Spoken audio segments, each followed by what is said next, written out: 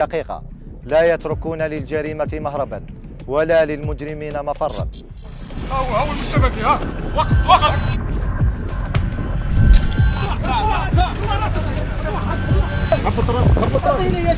مرحبا بكم. هذا العدد من برنامج تحري الجريمة نفتح ملف إصابة الأحياء ونتابع عن كثب كيف تمكنت وحدات الدرك الوطني من تفكيك شبكات إجرامية خطيرة بثت الرعب في قلوب المواطنين. ابقوا معنا.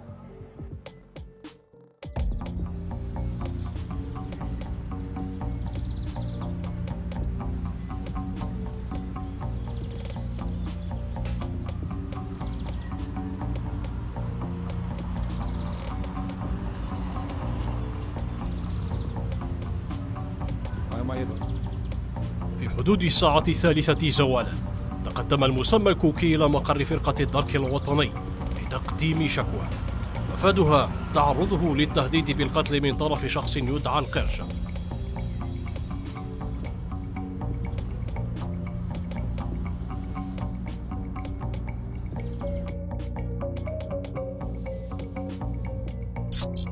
في إطار تنفيذ المهام الموكلة للدرك الوطني والرامية لمكافحة الجريمة بشتى أنواعها، لا سيما تلك المرتبطة بعصابات الأحياء وترويج المخدرات والمؤثرات العقلية، عالجت فرقة الدرك الوطني بشعيبية قضية معقدة بدأت أحداثها بشكوى تقدم بها أحد المواطنين مفادها تعرضه للتهديد بالقتل.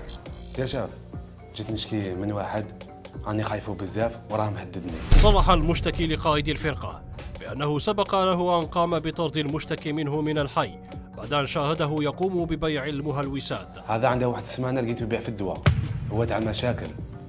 قلت له يا ودي ما تبيعناش عند الدار الدواء، جبد لي الموس وحلف عليا. قال لي يا ودي ما تزيدش تدخل روحك فيا. والبارح زاد شافني قال لي زيد نلقاك الدور هنايا راني نكمل عليك. شوف كاينه حاجه ما تضربش كلمات وكاين هذا ما ندورش. يا شاف انا جيت لعندكم خاطرش هذاك راح يقتلني، انا راني خايفه بزاف يا شاف. هذا اليوم تقدم إلى مصالحنا مواطن لتقديم شكوى مفادها أنه تعرض إلى عملية تهديد من طرف شخص مسبوق قضائيا. باشرت مصالح الدرك الوطني تحريات الميدانية حيث تبين أن المدعو القرشة مسبوق قضائيا ومتورط في قضايا ترويج الأقراص المهلوسة وإحداث الفوضى في الحي. بعد تنشيط عنصر الاستعلام تم تحديد مكان تواجد المشتكى منه، أين تم تشكيل دورية مدعمة بفرقة الأمن والتحري بالشعيبية لتوقيف المال.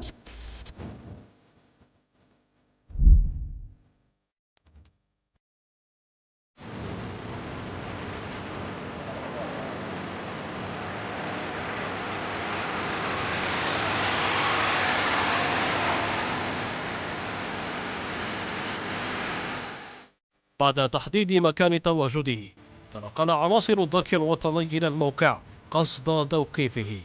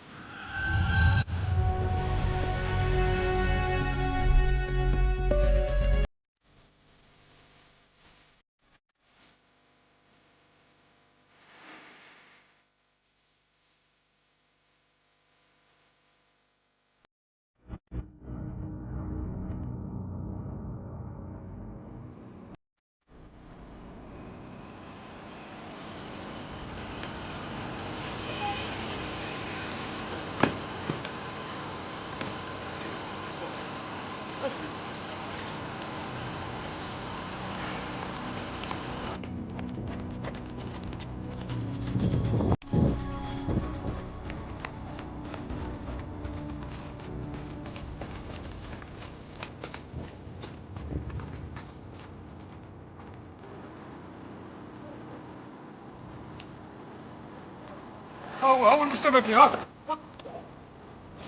وقف الوطني. وقف الوطني. وقفها الشيف، وقفها الشيف. الشيف بدك وينه؟ الشيف بدك وينه؟ خبيني الشيف خبيني. الشيف بطل بلاص. راسي مني. شوف وسيديف. الشيف بدك. تم ربطه وبحوزته سلاح أبيض كبير الحجم يستعمله في الاعتداء على المواطنين. وأملنا يبدأ من أبسط التفاصيل. إذا كنتم مهتمين بمحتوى توعوي مثل هذا أو تحبون تصلكم أحدث الأخبار والترندات في الجزائر والعالم العربي، ما تنساوش تدعمونا. اشتركوا في القناة، اضغطوا لايك وشاركوا رأيكم في التعليقات حتى نواصل تقديم محتوى مفيد محترم وهادف. دمتم سالمين وإلى اللقاء في فيديو جديد.